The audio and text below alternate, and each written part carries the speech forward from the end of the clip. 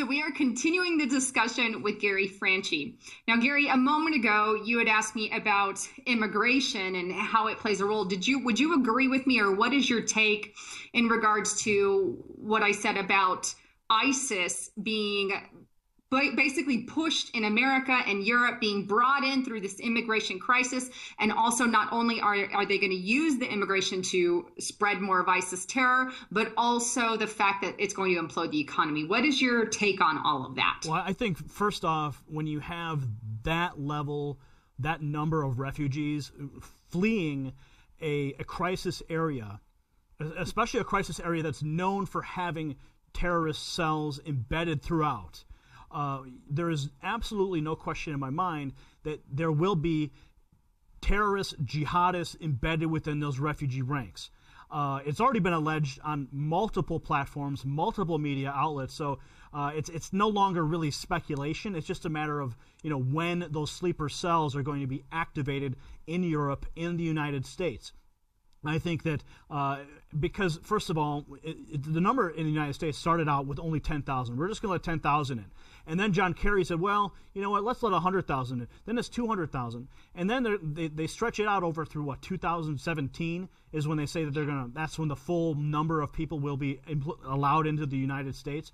I think it's a convenient date simply because the next president will have already taken office. So I think that in some sense, for one, Obama is setting up the next president, whoever that may be, to have a mess to deal with on their plates. And then, of course, you're going to have this heightened sense of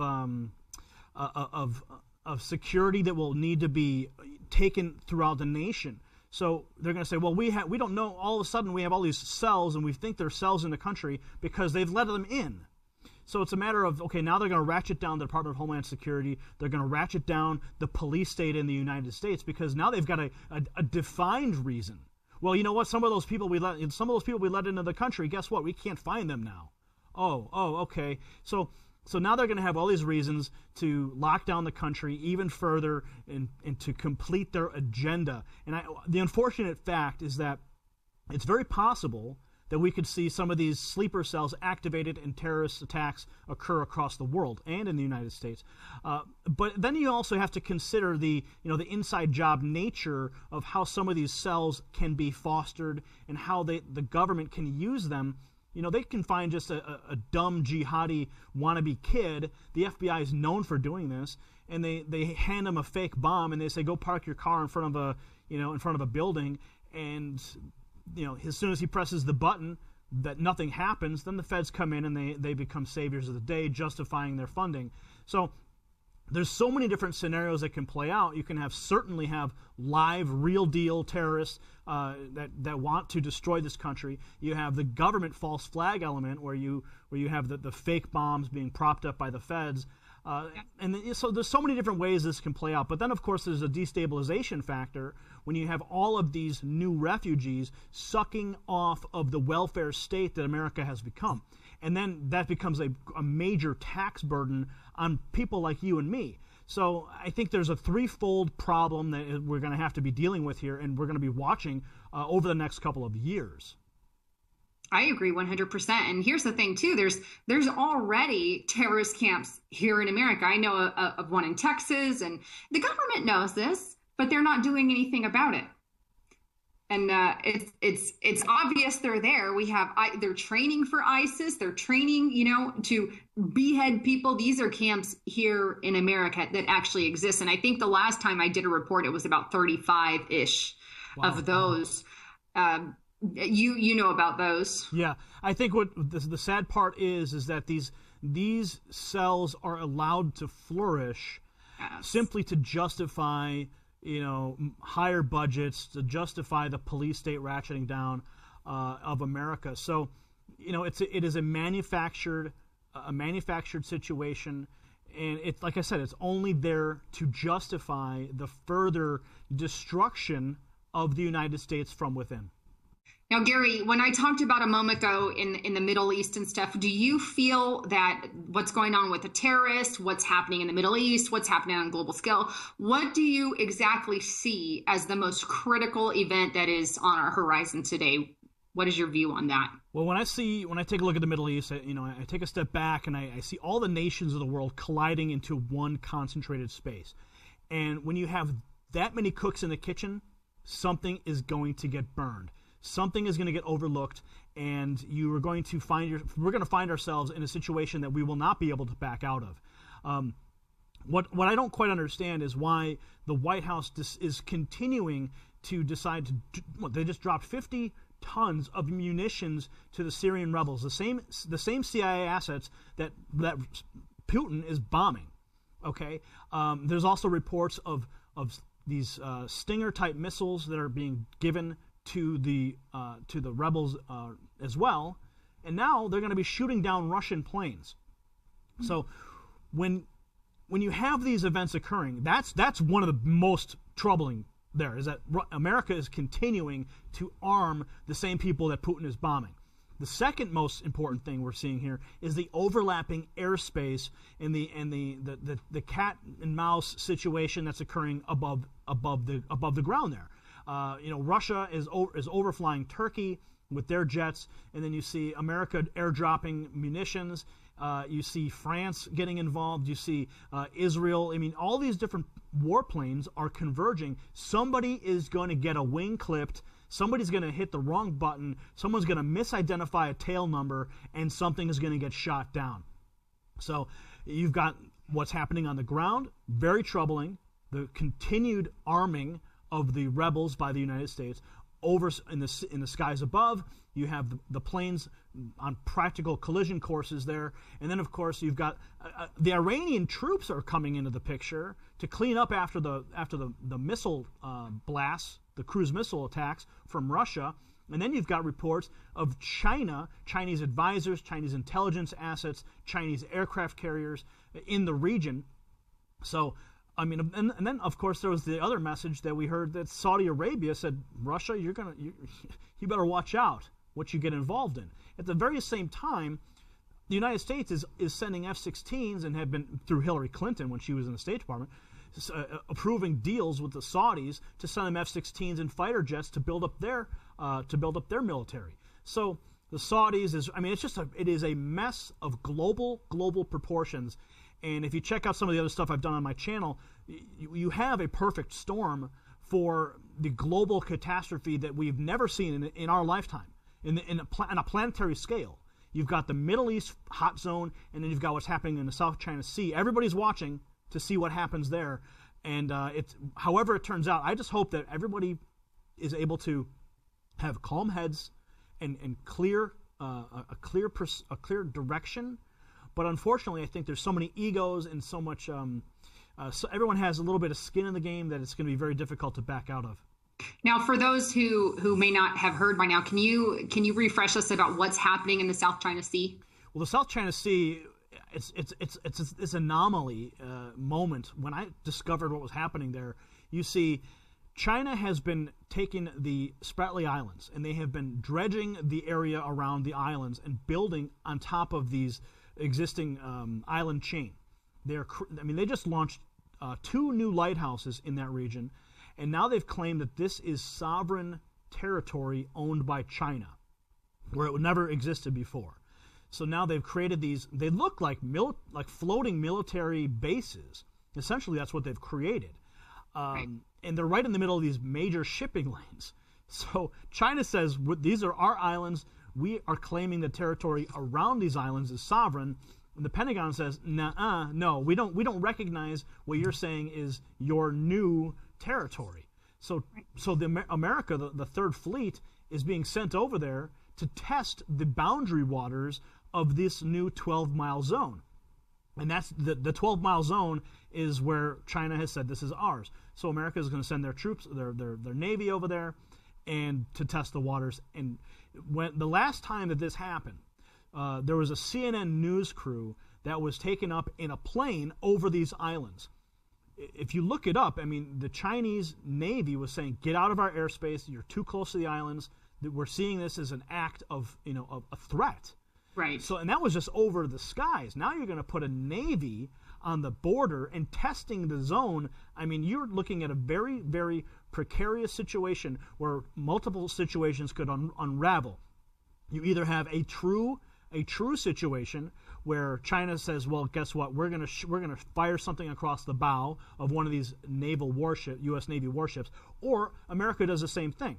That, in a real situation, or you have a false flag situation like the Gulf of Tonkin, where you have America make a claim that they were attacked by China, and now we have a full-scale reason to declare war. Or the same exact thing could happen on the other side. China could say, well, we've been attacked, this is an act of war, and they could declare war on China. So, I mean, there's so many different scenarios that can play out, and that creates a two-front situation. You've got us embroiled in the South China Sea against China, and then you've got all the things happening in the Middle East. It's a global event that has never been seen, ever.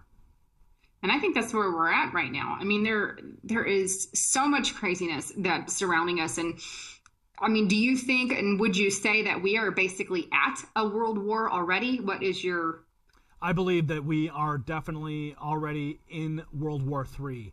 The moment that Russia decided to take over the war on terror and basically Obama seceded, the Middle East to Putin, is the moment that we entered World War III. When history is looked at from the long view, there's always these little moments that lead up to these greater moments. And I think that little moment when Russia said, okay, we're going to go in and assist Bashar al-Assad and prop up his government, is the moment that we saw World War III begin. Right. I mean, we've got bombs, we've got Navy ships planning, we have China and Russia and countries lining up against Assad, against Syria, and then we have the rebels. And then we have what's happening in China, not to mention unstable economies. I think we're at that point, and I agree with you on that. Now, considering Bible prophecy, I know you're a Christian as well as I. Do you see things lining up with Scripture yourself? Yeah, as a student of prophecy, now I'm no scholar, I'm simply a lay investigator when it comes to these things. I can't say that my perception is inspired by any means, and I'm certainly open to any corrections that other scholars would have. So please don't take my word as gospel truth, and I have to really preface that. But from my own investigation over time and what I understand Bible prophecy to be, I think not only is this a World War III scenario, but I believe that what is happening in the Middle East right now is certainly the lead up to the Gog-Magog war, which basically sets up the entire tribulation period, which precedes the revelation of the Antichrist and the false prophet. I think that we're right on the precipice of that moment occurring. And then, of course, the rapture occurs, and I'm not sure where you stand, if it's pre, post, mid. I mean, there's so many different schools of thought. I think we'll know it when it happens. So, I mean, we can have an argument over that. I mean, Christians have arguments over that all day.